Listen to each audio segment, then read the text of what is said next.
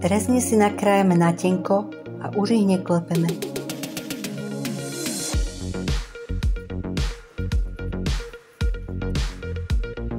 Na obdĺžniky papiera na pečenie nastriekame olej. Pridáme kari korenie alebo grilovacie korenie, sol a mleté čierne korenie.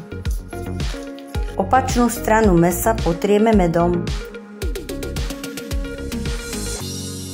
Preložíme na poli.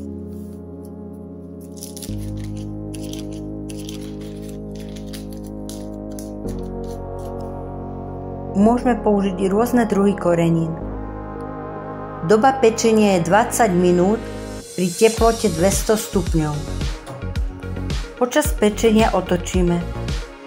Na podliatie som použila približne deci vody. Papier na pečenie zabezpečí šťavnato s rezňou. Dôležité je, aby mäso nezostalo príliš suché. K mäsu podávame batátové rezance a miešaný sladkokyslý šalát.